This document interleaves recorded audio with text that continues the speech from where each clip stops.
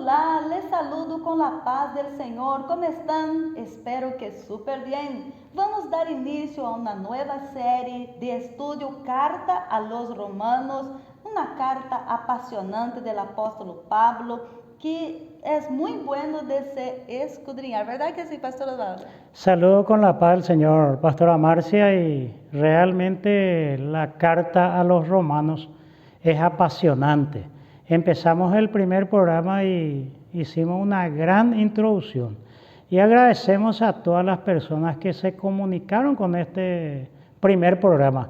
No creímos que iba a tener tal relevancia, pero llegaron saludos de varias partes del mundo, Pastora Marcia. Así he visto, pastor, y muchísimas gracias. Y ya dejo ahí el canal donde las personas pueden estar suscribiendo, también dejando sus comentarios, canal Estudio 7 ADP. Sí, el Estudio 7 ADP, porque dijimos al programa anterior que que trata de llenar las expectativas. Sé que no lo vamos a conseguir porque la ciencia bíblica es inagotable, la Sagrada Escritura es la fuente inagotable. La Biblia, por citarte, Pastora Marcia, dicen que hay más de 7,000 sermones sobre Juan 3:16. Y eso ya habla de la dinámica, de la versatilidad de la palabra del Señor. Y Romanos tiene 16 capítulos, carta a los romanos. Y ADP porque es la Asamblea de Dios Paraguaya, somos de esa iglesia, una iglesia pentecostal con más de 50 años de presencia aquí en Paraguay, que iniciaron los misioneros compatriotas tuyos, Marcia, que vino acá, algunos pastores quedaron como líderes y después quedamos nosotros los nacionales. En ese entendido recordamos al fundador Salatiel Martín Ferreira, Florentín Medina y Demetrio da Silva, por citar hoy día. En algún momento debemos citar al pastor Olavo y tantos otros que pasaron por aquí, Pastora Marcia. Así es, nosotros nos quedamos 15 años, ya cumplimos para poder glorificar el nombre del Señor y me siento muy privilegiada de estar haciendo parte de este estudio juntamente con Pastor Osvaldo Hugo Centurión. Así mismo, y la verdad que es tan agradable hablar de la palabra de Dios. Siempre nos hace temblar un poco la palabra de Dios por la seriedad que implica. En un mundo donde se vive la posverdad, el relativismo, el qué me importa o el existencialismo, qué me importa el pasado o el mañana. Vivimos en ese mundo, pero en ese mundo que nos toca vivir, Pastora Marcia, la palabra de Dios es viva y eficaz. Esta hora puede llegar al que menos pensamos, puede alcanzar a ese niño olvidado de la calle, aquí de Asunción, principalmente, que hay mucho en las mega ciudades de toda nuestra Latinoamérica. Tantas gentes violentadas, principalmente las mujeres. Tenemos a los nativos, a los aborígenes que vienen a buscar un recurso en la ciudad, los huérfanos, las viudas, la gente violentada, marginada, excluida socialmente. No nos olvidamos de ellos y Romanos tampoco los olvida porque es la carta de Dios al hombre. Por eso una Biblia, un Nuevo Testamento de la sociedad bíblica se llamaba Dios llega al hombre. Y realmente Dios siempre llega al hombre y no nos olvidamos de la clase excluida, Pastora Marcia.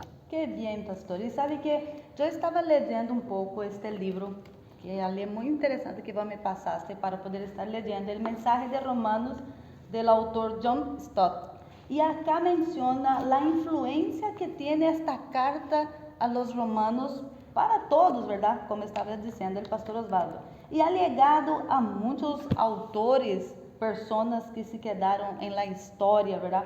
Y un testimonio acá me llamó muchísimo la atención, donde decía así: súbitamente oí una voz de la casa cercana que cantaba como si fuese un niño o una niña, que decía y repetía vez tras vez: toma y lee, toma y lee. Interpreté esto exclusivamente como un mandato divino para mí, para que abriese ese libro y leyese el primer capítulo con el que me encontrase.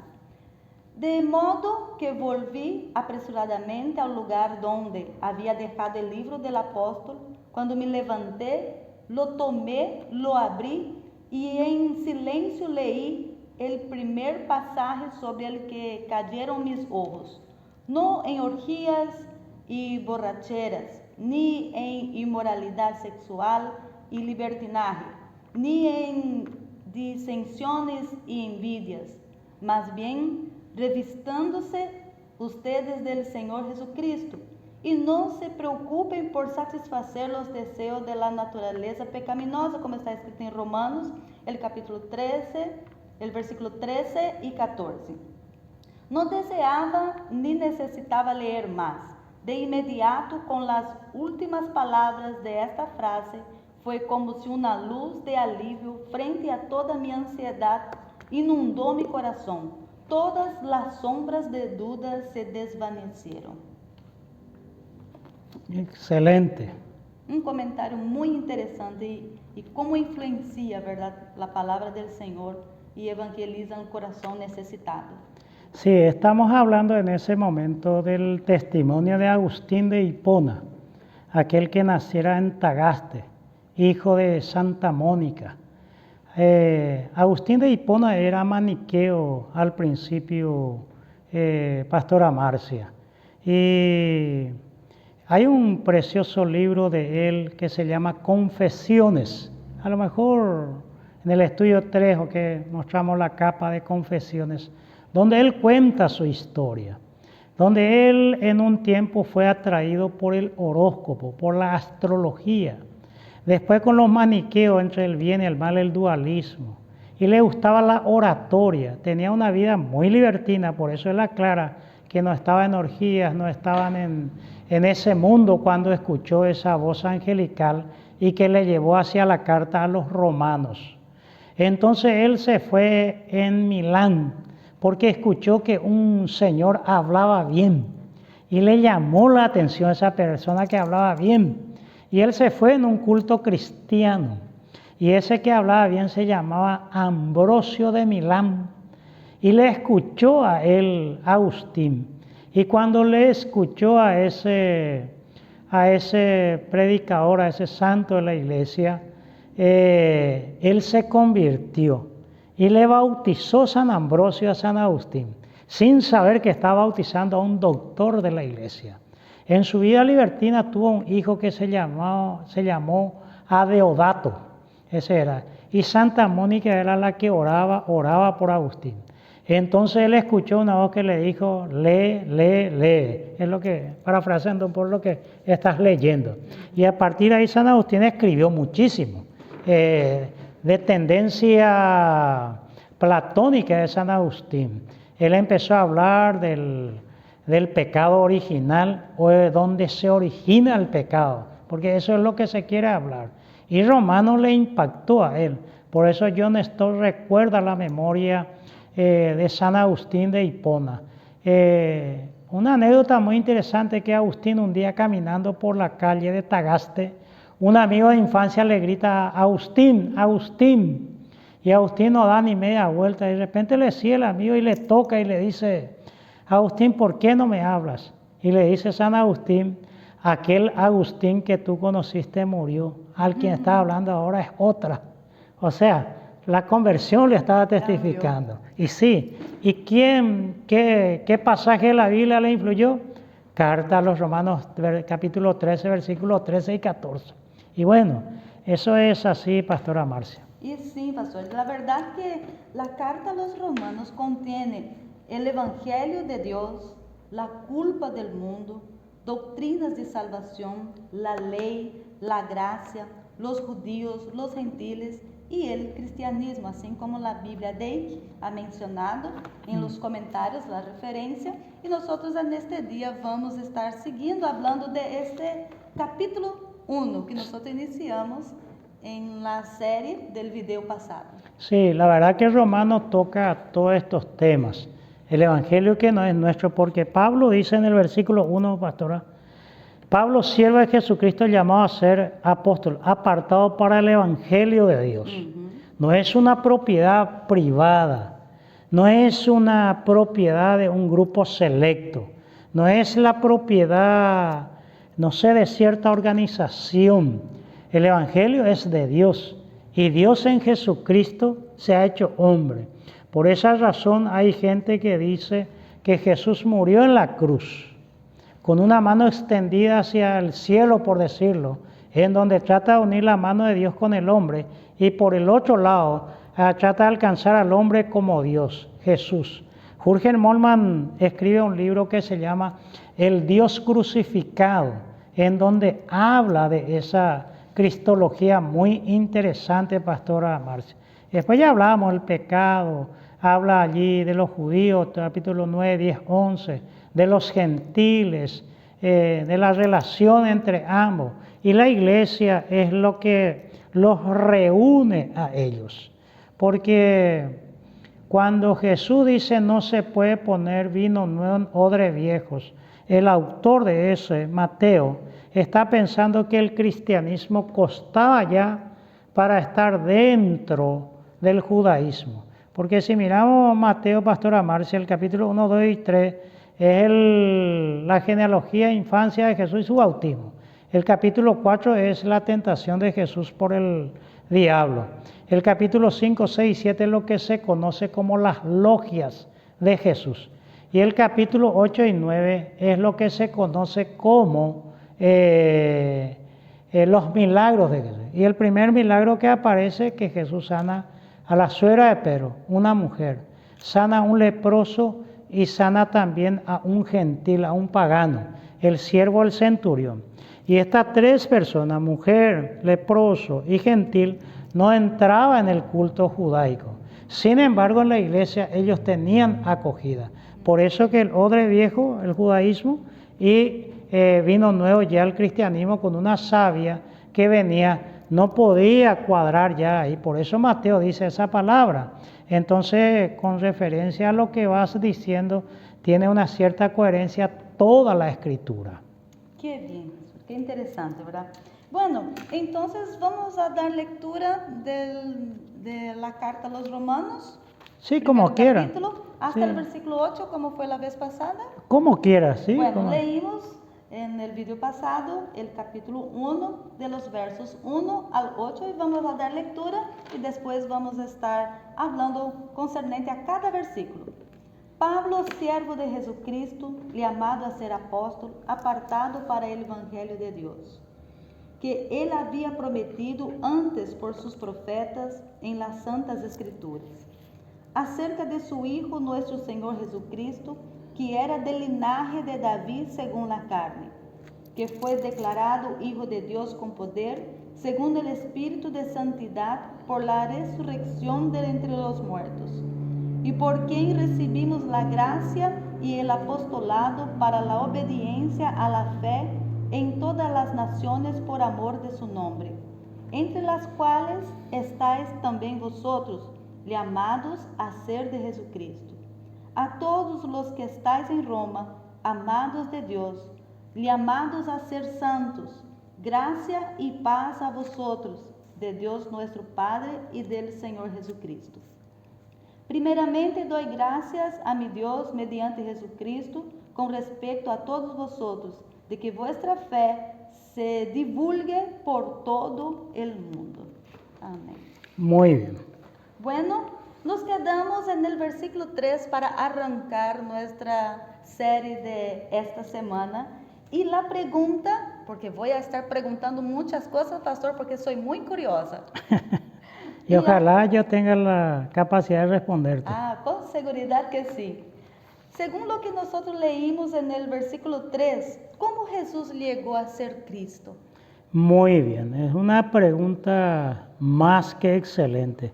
¿Cómo llegó a ser el Cristo o el Hijo de Dios? Walter Casper escribe un libro muy importante, se llama Jesús el Cristo, que recomendamos su lectura. La Cristología del Nuevo Testamento, de Oscar Cullmann. Ese es el hombre de Javier Picasa. Lo que ya cité hace un poco, el Dios crucificado de Moltmann. los Evangelios sinópticos de Rudolf Bultmann son libros muy recomendados para hablar sobre este tema. Pues bien, dijimos que hijo, en griego, pastora Marcia, hay dos palabras para hijo. Uno es tekna y el otro es huios. Tekna se usa para el creyente y huios se usa exclusivamente para Jesús. Aquí indudablemente la injerencia hacia Jesús, porque Jesús nunca dijo nuestro Padre, nuestro Dios. Jesús siempre dijo mi Padre y vuestro Padre, mi Dios y vuestro Dios, porque la unión filial, por decirlo así, es eternal con Cristo. Jesús no es el primer ser creado de la creación. Jesús es eterno. Nosotros en nuestra concepción doctrinal, bíblica, escritural de la Asamblea de Dios Paraguaya, creemos en la eternidad del Hijo. Así como Jürgen Moltmann dice en Trinidad y Reino de Dios, que Dios es trino, porque para ser amor necesita ser más de uno. Porque si Dios fuera uno solo, solo el Dios Padre, y no fuera el Hijo y el Espíritu Santo una persona, entonces ¿cómo se amaría a Dios cuando dice 4:8 de 1 de Juan que Dios es amor? Entonces su amor sería egoísmo, entonces dejaría de ser amor también. Entonces la Biblia dice Dios es amor, porque el Dios Padre se ama en el Dios Hijo se ama en el Espíritu Santo y el Espíritu Santo se ama en el Dios Padre y en el Dios Hijo. O sea que existe esa interrelación. Ahora, esa concepción vos tenés, yo lo tengo, lo tiene nuestra denominación, porque esa es la forma de nuestra percepción doctrinal. Ahora, a los romanos, cuando Pablo le escribe, no va a tener así una teología ya muy pulida, bien estructurada, con valores lingüísticos, históricos, aún de la Biblia, porque no lo tenían. Entonces tenemos que ir a hablar un poco de eso, porque Él es el Hijo de Dios, el Hijo de David, porque la promesa es que el Mesías tenía que ser hijo de David, descendiente de Abraham. Lucas lo llevaría hasta Adán. Entonces la vez anterior, el programa anterior, dijimos de la kenosis. Entonces la comunidad reflexiona. La doctrina de los apóstoles, dice la iglesia. La iglesia ha hecho doctrina. Creemos que hay muchas cosas que el día de hoy la iglesia tiene que hacer doctrina. Por ejemplo, en la época que apareció el tabaco, muchos grandes teólogos fumaban, porque no se sabía que producía el cáncer y todas esas cosas. Pero hoy se sabe de lo nocivo que es la nicotina, que produce, según estudiosos que miré por algún hospital, más de 4.000 enfermedades. Entonces un cristiano, para no destruir su templo, evita el tabaquismo. Y entonces al evitar, ¿cómo lo hace? Por una cuestión de enseñanza, la didaye, la doctrina. Entonces aquí también se tiene que partir de una base para hacer la doctrina de la cristología, en este caso, que por qué Jesús es el Cristo, el Hijo de Dios. Y así, ¿qué es lo que se levantaron? Hechos 2. Nosotros tenemos en los evangelios que Jesús, la preexistencia en Juan. Tenemos de Jesús que Él nació de una virgen. A los 12 años en Lucas nos relata. Después el bautismo, su ministerio de 3 años, su muerte y resurrección. Ese es el orden que nosotros enseñamos, predicamos. ¿Por qué? Porque tenemos la película completa. Pero ubiquémonos en el tiempo y contextualicemos la historia para que podamos hacer bien las cosas. Así como dice tu amigo Fonsi, despacito, dice. Entonces, la iglesia, cuando Pedro se levanta en Pentecostés, ¿qué es lo que predica? Que Jesús resucitó. O sea que ese era el tema polémico, como lo es hasta el día de hoy. En Corintios capítulo 15, Pablo en la primera carta diría que si Cristo no hubiera resucitado, vana sería la fe y seríamos los más dignos de conmiseración. Seríamos los pobres diablos, como se dice. Pero Cristo, nosotros creemos que resucitó. Pero si Cristo resucitó, ¿por qué? resucitó porque murió. ¿Y por qué Él murió? Dice la iglesia. Porque nosotros pecamos y Él ocupó nuestro lugar. La muerte vicaria de Cristo, la muerte sustitutiva, la redención que Él compró con su sangre, el precio del pecado que nosotros habíamos hecho contra Dios, a favor nuestro. Y una vez que murió, declaró ya nula el acta que nos tenía sentenciado a la muerte eterna, como dice en Colosenses.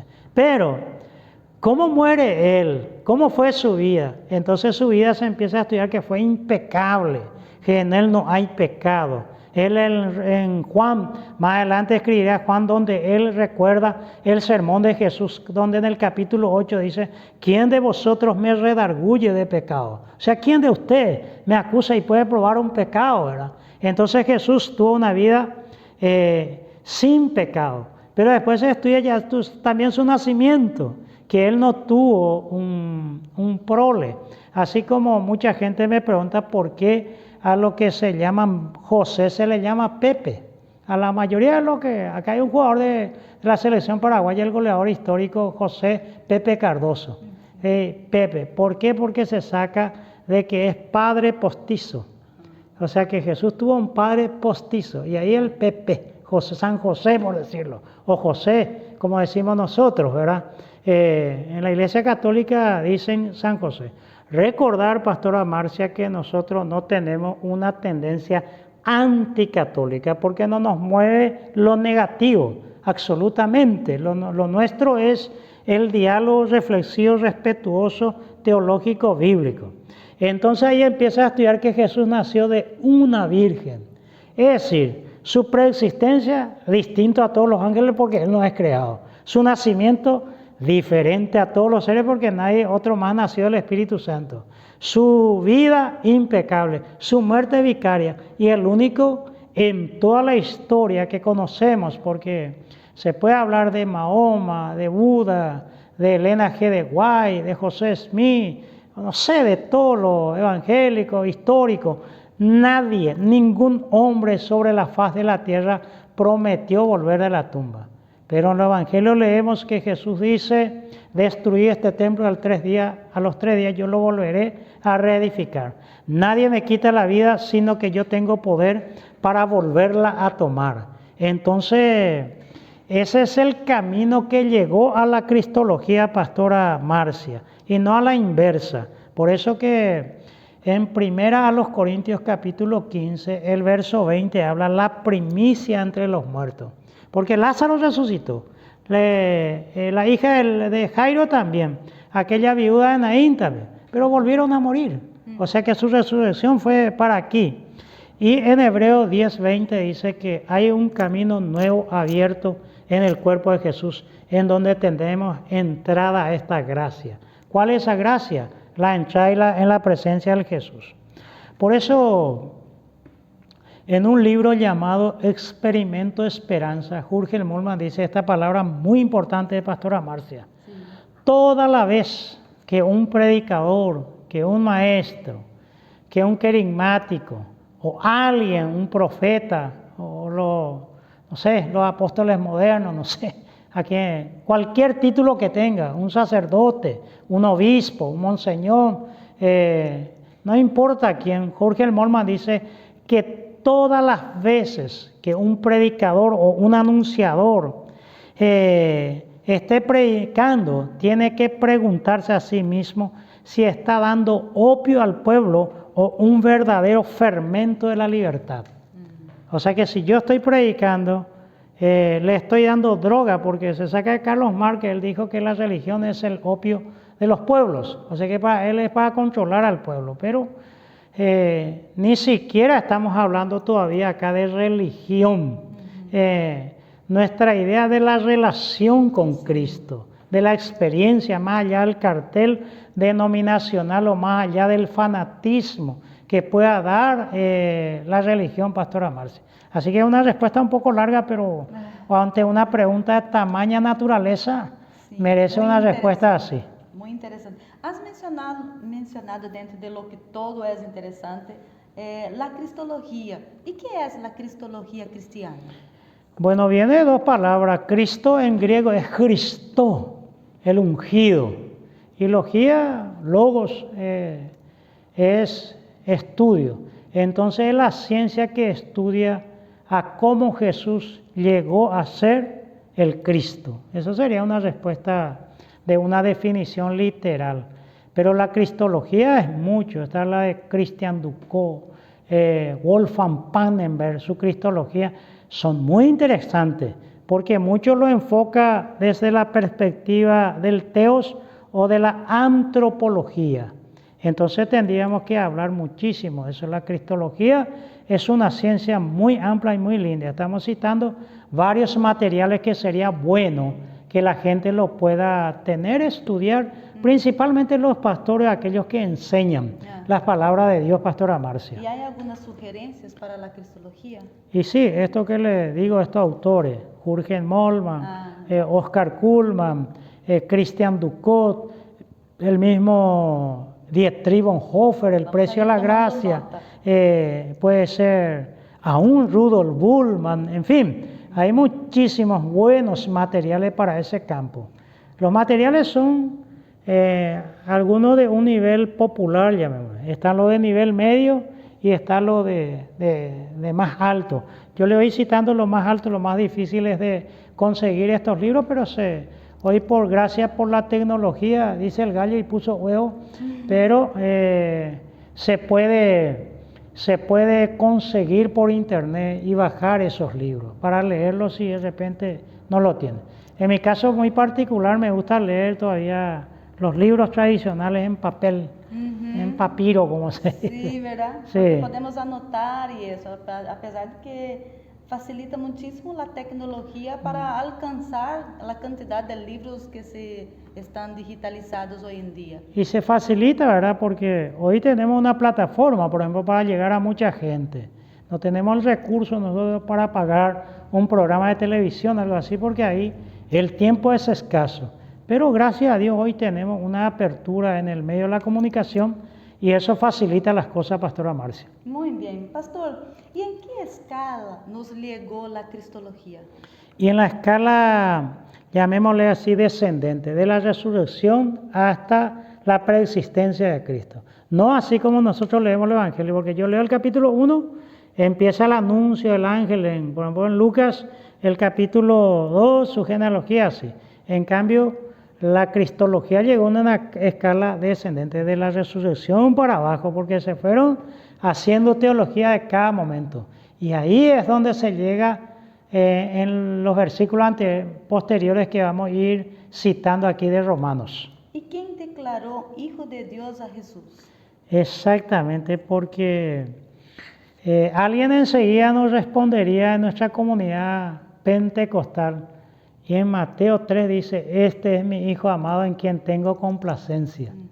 Ahora bien, en ese momento que Pablo escribe a los romanos, no existe ese evangelio de Pastora Marcia.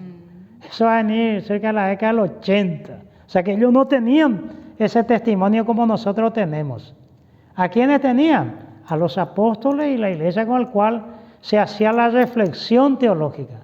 Al mirar que el tipo de resurrección de Jesús, su muerte, su vida, su nacimiento, su preexistencia, la iglesia declara que Jesús es el Cristo.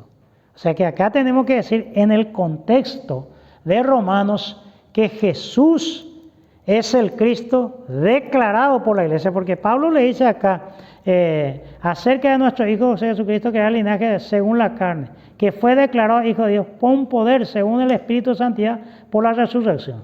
La iglesia recapacita la resurrección de Cristo y dice, este es el Hijo de Dios, porque en la cruz también, aquel centurión, vamos a leer después cuando vino aquel terremoto, se oscureció eso, las 7 palabras de la cruz, aquel centurión dijo, verdaderamente este era el Hijo de Dios.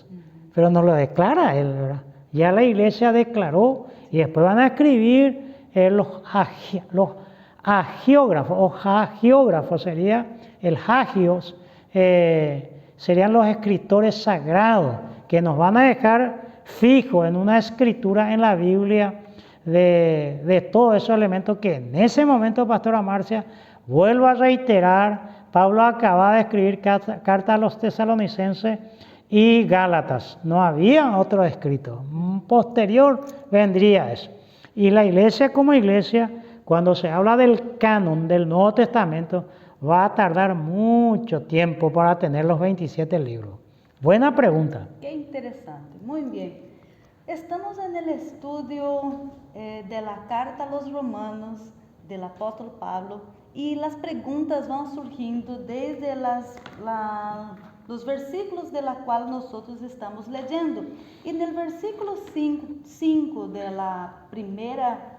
del primer capítulo dice: ¿y por quién recibimos la gracia y el apostolado para la obediencia a la fe en todas las naciones por amor de su nombre? Aquí, pastor, aparecen varias palabras, ¿verdad? Sí. Muy interesante que podremos estar discutiendo cada una de ellas. Gracia, por ejemplo. Gracia, la palabra gracia, charis en el griego, el charisteo como verbo, ¿verdad? Porque Pablo dice que recibe por gracia el apostolado. Recordaremos que más adelante escribirá una carta a los Corintios, donde él hablará que como un abortivo, él fue llamado al apostolado.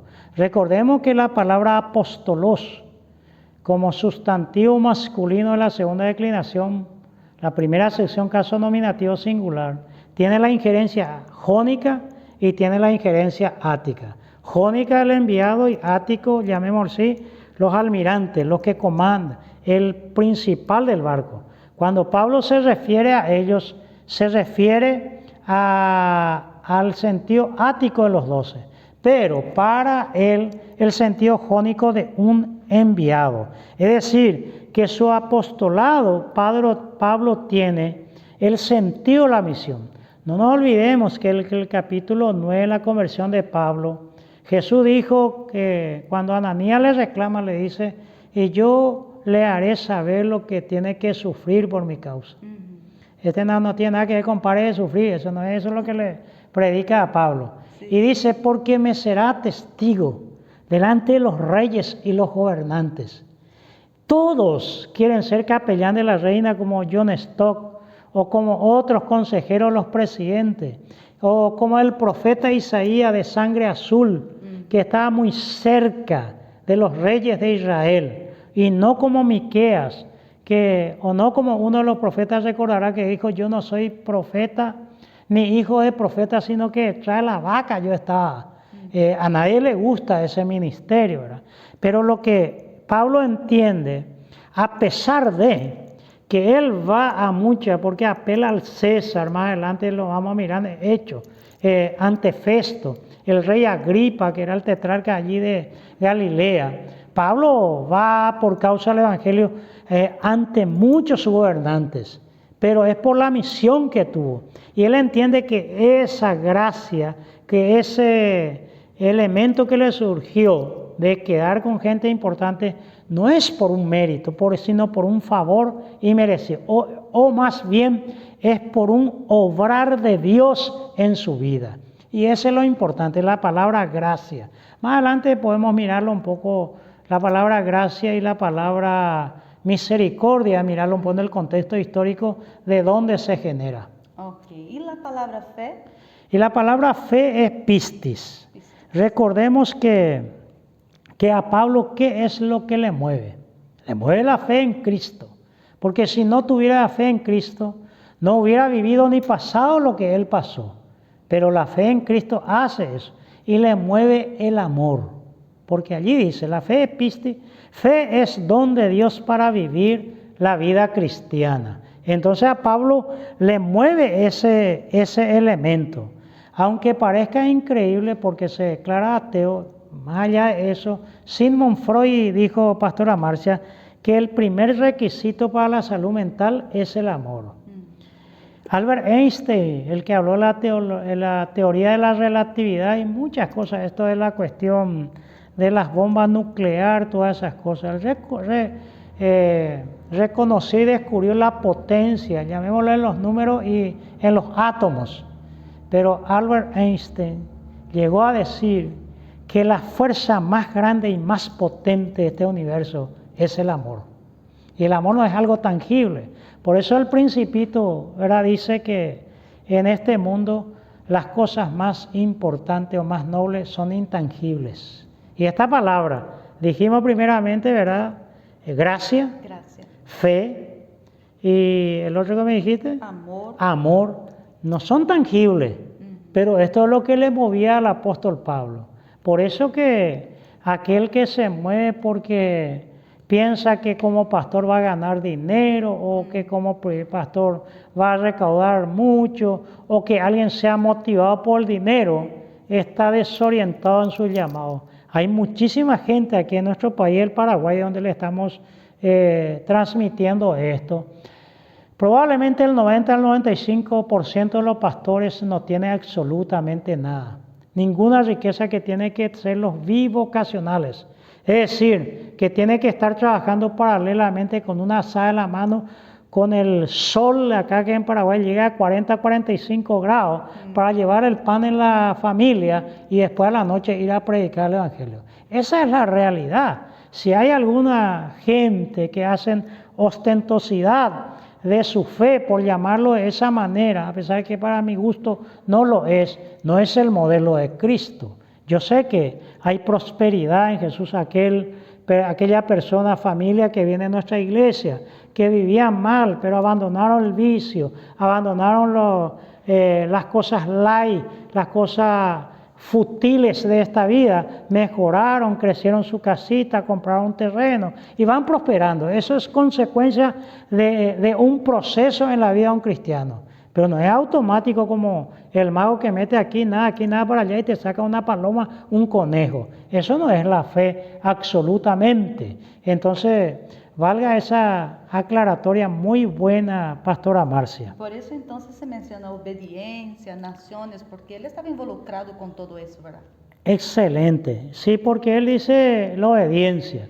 La obediencia porque todos, nosotros los que hemos nacido de nuevo, los cristianos que hemos aceptado a Jesús como nuestro Salvador personal, llamémosle de esa manera, sí entendemos nosotros de que tenemos una misión y que esa misión implica predicar, transmitir, proclamar a otro lo que nos sucedió a nosotros. La idea no es convencerle a otro que él está equivocado y nosotros estamos mejor, sino si hubiera aquí una mesa abundante, Pastora Marcia, y solo para 2 personas no tendría ninguna gracia, sería un derroche. Entonces ahí yo quiero invitarle a Valcrey, quiero invitarle a Juan, quiero invitarle a Teresa. ¿Por qué? Porque quiero compartir. Y Pablo entiende su misión como una obediencia para llevar el Evangelio. Por eso que Dietrich Bonhoeffer va a decir, solo obedece el que tiene fe. Y solo tiene fe el que obedece. Soren Kierkegaard va a decir, lo difícil de la fe es la obediencia.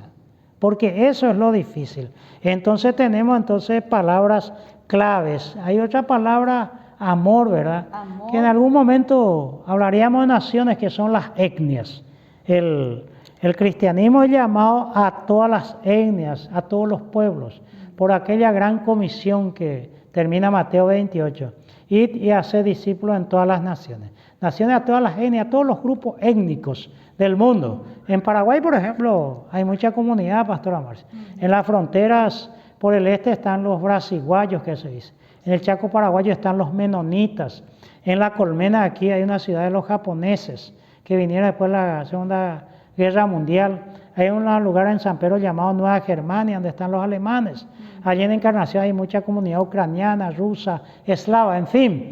Entonces, no es ir al Paraguay, sino ir a todas estas etnias a llevarle el Evangelio. Y Pablo entiende que eso es, ¿qué le mueve? Le mueve el amor. ¿Por qué le mueve el amor? Porque la gracia de Dios llegó a su vida. Entonces, ese es lo importante. Por eso, cuando se habla de poder, de riqueza, de elementos que tal vez sean medios y no fines, como dijimos la otra vez, nosotros tenemos que decir en la Asamblea de Dios Paraguaya, no nos mueve el amor al poder, sino el poder del amor. Eso es lo que nos mueve, Pastora Marcia. Amén. Qué interesante está nuestro estudio, ¿verdad? Y vamos por más porque muchas cosas tenemos para hablar desde la carta a los romanos. Y el versículo 6, vamos a dar lectura, dice, entre las cuales estáis también vosotros llamados a ser de Jesucristo. Pastor, algo interesante me llama acá los romanos. ¿Por qué no aparece el diablo? Muy buena pregunta. Primero, no nos olvidemos que Pablo dice, siervo de Jesucristo. Citamos la otra vez, Hechos 9, 5 y 6. ¿Quién eres, Señor, y qué quieres que haga? Al término, cuando iba camino a Roma, capítulo 27, versículo 23, Pastora Marcia, Pablo va a volver a decir, el ángel del Señor que me apareció, porque está hablando a gente pagana, gente que ya encarceladas, le dice, se me apareció, de quién soy y a quién sirvo. Nuestra identidad es lo que vale. Por ejemplo, Saro Vera en su libro El paraguayo, un hombre fuera de su mundo, dice que una persona que no conozca la lengua de un pueblo es muy difícil que conozca su cosmovisión de cómo ven las cosas. Y Pablo allí habla de su identidad, de quién soy. El señorío de Cristo en todo su ministerio, en todo su apostolado, en todo su servicio, que vino por la obediencia a la fe y el amor que le mueve. Pero también dice a quién sirvo. O sea que esa obra no es para alcanzar algo, sino como una consecuencia. Y ahora tocaste una tecla muy importante. En la carta a los romanos no aparece el diablo. Porque es muy fácil. Acá en Guaraní la gente va a hablar que hace una cosa mala y te dice, a Satanás se moñe pues sanga y mi gurí, pastor, y te dicen, bueno, o sea, Satanás me dio un pequeño tropiezo y no tiene nada que ver. Del pecado, que vamos a mirar más adelante, el 1.18 al 3.20, en Romanos, es responsable el hombre y no el diablo. Por eso, Bonhoeffer dice que siempre se traiciona a Jesús con los besos. A pesar de que muchas veces estos besos son teológicos.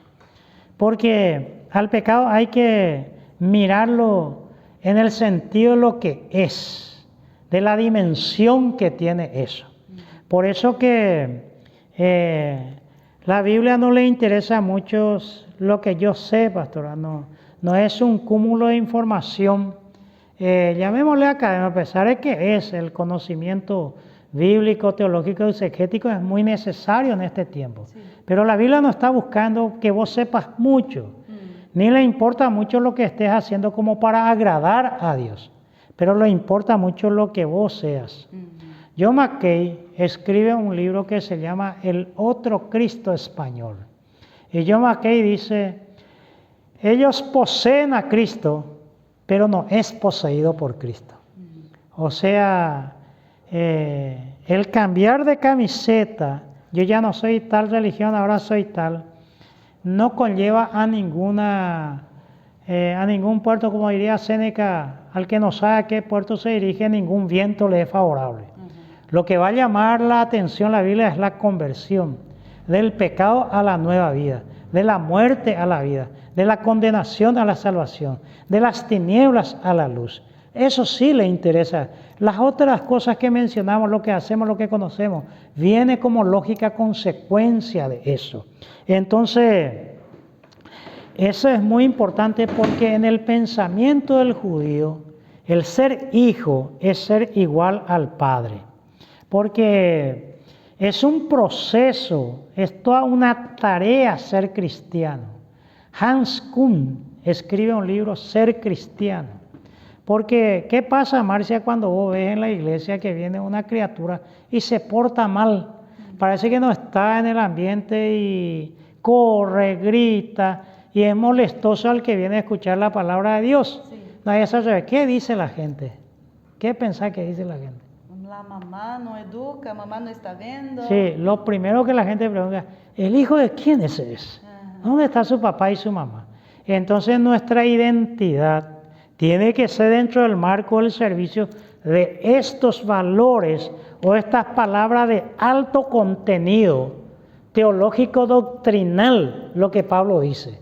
Porque citamos, ¿verdad? Fe, pistis, obediencia, naciones, apostolado, amor, gracia. Porque estos elementos no se compran con dinero. Estos elementos no están a la venta en algún seminario. Esto es una relacionalidad con Cristo. No está inserto en tal religión que si yo me hago de esta religión, ahí voy a adquirir. No, no viene por ahí. Por eso que nuestro ánimo no es proselitista, sino evangelizadora.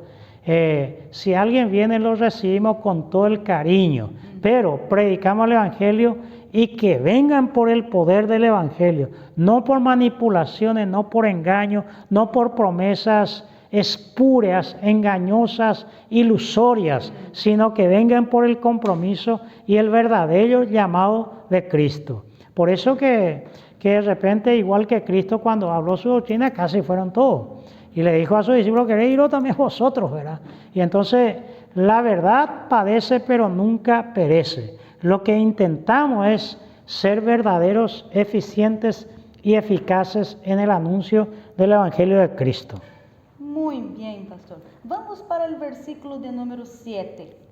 A todos los que estáis en Roma, amados de Dios, llamados a ser santos, gracia y paz a vosotros de Dios nuestro Padre y del Señor Jesucristo. Acá, pastor, ¿qué es fidelidad para el judío? Muy bien, vamos a mirar un poquitito esa pastora Marcia. El conocimiento es muy importante. Jürgen Moltmann dice que antes, cuando se adquiría un título universitario, vos tenías asegurado tu futuro. Pero hoy un título universitario al adquirirlo te causa estrés, te causa ansiedad porque la competencia es muy alta. Ahora aquí en el versículo 6 de lo que leíste, el 7 ya te respondo, dice, entre los cuales estáis también vosotros llamados a ser de Jesucristo. Esto es lo que le dice el apóstol Pablo a los romanos, que ellos también son llamados para hacer de somos, no de hacer. Sino de somos. Ellos también tienen que ser de Jesucristo. Eso es lo que le dice. Y en el versículo 7 dice, a todos los que estén amados de Dios, llamados a ser santos. Y tu pregunta me dijiste, ¿cómo? ¿Qué es fidelidad para el judío? Sí, porque para el pensamiento judío, el ser descendiente y poder probar la genealogía de Abraham ya era suficiente. Ya se interpretaba que era justo. Entonces, cuando nosotros leemos más adelante la tesis de la carta del versículo 17, cuando él dice, mas el justo por la fe vivirá, en Habacuc 2:4 no dice así. Allí dice, mas el justo por su fidelidad vivirá.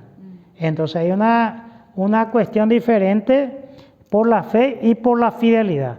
A pesar de que la fe conduce a la fidelidad. Pero, o sea que antiguamente tenía que hacer, porque en el Antiguo Testamento no hay una palabra que pueda describir como el Nuevo Testamento para lo que es la fe. Fidelidad es guardar la ley, es cumplir la ley. O sea que antes, miremos a Pablo en el judaísmo y Pablo como cristiano. Antes Pablo tenía que ser fiel para vivir. Ahora Pablo vive para ser fiel. O se invirtió eso. Ahora vive para ser fiel. Uno está bajo el signo del elemento veterotestamentario y el otro está bajo el signo de la gracia. Pablo dice aquí que él es también gentil. Él se entiende aquí, pastora Marcia. Eso es lo que quiere decir esta palabra de los judíos. De qué era fe para ellos. Para el judío hay que cumplir la ley. Por eso hay mucha discusión en ese tema, si se derogó la ley. Jesús dice que no vino para abrogarle. Hay entidades que guardan el sábado, otros no guardan. Una discusión tremenda. Y Pablo aquí explica muy bien. Nosotros no alcanzamos a tener en el 10:4 va a decir, el fin de la ley es Cristo. O sea que allí dice que el fin, Pablo. Recordemos que Pablo es un doctor de la ley, no es un cualquiera que dijo eso, no es una persona cualquiera. No sé cómo estamos con nuestro tiempo, pastora Marcia, que yo no miré y nuestro director técnico. Pensaba en concluir con el versículo de número 8, con la última pregunta, para Sí. después dar un cortecito y seguir la próxima edición. Sí. Por eso el versículo 8 dice: primeramente doy gracias a mi Dios mediante Jesucristo con respecto a todos vosotros. Quer decir, Pablo sabía Pablo de ellos. Indudablemente que Pablo no sabía de la existencia de la iglesia, o por lo menos no hay ningún vestigio de él. Pablo, cuando llega a Priscila y Aquila y habla con ellos, nos dice aquí que queda 10 minutitos, pastora, nuestro asesor técnico ahí, que nos muestra los 10 así. 10 eso significa. La tijera. La tijera. Contamos después de este testimonio. Sí, tenés que apostar al 10, y así le mostró uno y apostó al 10 y eso, y le digo, era 9 porque no tenía un dedo, había sido, no miró bien. Entonces, aquí Pablo habla de que vuestra fe se divulga en el mundo entero, dice. ¿Y cómo dice Pablo? Porque allí es hiperbólico, es llamémosle así, el tacto que Pablo hace para tratar. Porque cuando la gente se le dignifica y se trata bien, tiene mayor posibilidades de prosperar en la vida. Como el padre que le dice a su hijo, es un inútil, no servís para nada, para esto lo naciste, igualito que tu mamá, le parece a mi suegra. Y bueno, lógico que va a fracasar en la vida, ¿verdad? Pero hay que dejarle positivo. No tampoco el otro polo que cuando está durmiendo a las 10 de la noche, mi rey, dormite que vos sos el amo de la casa. Tampoco eso, ¿verdad? Todo el justo equilibrio, ¿verdad? La disciplina no es permisividad, ¿verdad? Entonces, Pablo, tenemos que entender que Pablo dice, no es que los gentiles tienen que convertirse al Dios judío, sino que los judíos tienen que convertirse al Dios gentil. No nos olvidemos que Dios ya estaba antes de la existencia de Abraham, ese Dios de todos. Entonces, dice Molman que el Dios de la esperanza es al mismo tiempo el Dios de los que esperan. El amor de Dios se expresa en el llamamiento que tuvo Pablo. El amor de Dios es, Pastora Marcia, activo, dinámico, creativo, y así llama a los hombres a ser santos. Santo es como una moneda, como un libro de dos caras. Por un lado nos apartamos de, que eso es el no de Dios, pero por el otro lado para, el sí de Dios. Lastimosamente la iglesia cristiana evangélica trabaja más en el no de Dios. Vos te vas a la iglesia y te enseñan lo que no tenés que hacer.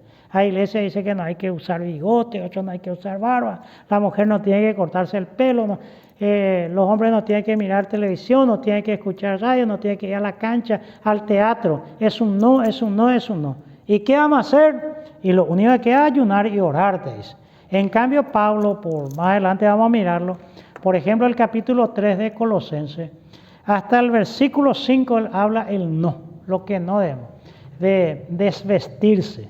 Y después dice vestíos, y después dice revestíos. O sea que Pablo dedica más mucho tiempo a lo que los cristianos tienen que hacer.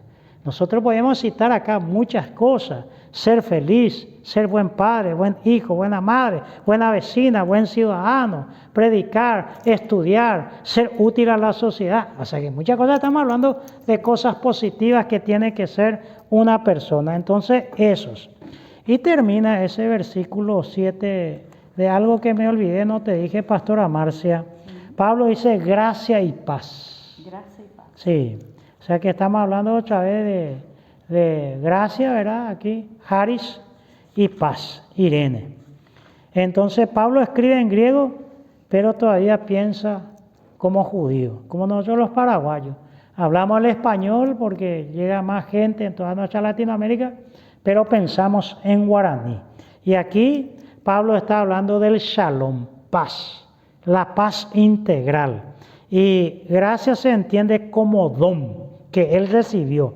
Es bienestar integral, donde esté Dios con vosotros. Porque cuando Dios está con nosotros, todo está bien.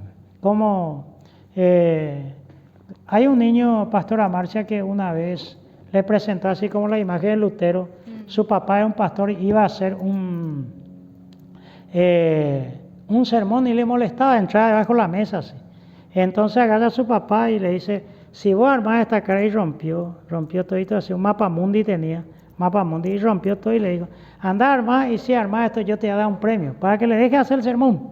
No pasó 5 minutos y el niño trajo otra vez todo hecho el mapa mundi.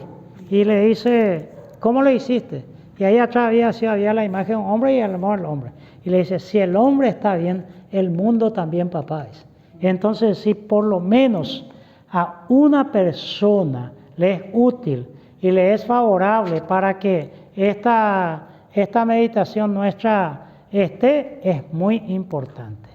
Y bueno, yo creo que llegamos a un punto final. De hablar de las cosas del Señor y principalmente esta carta revelada a nuestros corazones en este día. Al versículo 9 nos quedamos, pastora. Vamos a quedarnos acá. Al versículo 8. Entonces, sí, para continuar en un próximo programa número 3 ya sería. ¿Por qué no oramos por el oyente que está allí participando con nosotros? Oremos. Dios Padre del cielo, gracias te damos por este programa. En tu nombre, Señor, lo hacemos. Señor, permita que sea de utilidad a tu iglesia principalmente y a aquellas personas que mencionamos hoy día, de los excluidos de la sociedad, del niño que sufre en situación de calle, de los huérfanos, de las viudas, de los abandonados, de los aborígenes aquí en la ciudad, Señor, que necesitan de ti. Oramos en este momento por aquellos necesitados, por aquellos que están enfermos, sin recursos económicos, para que tú lo visites.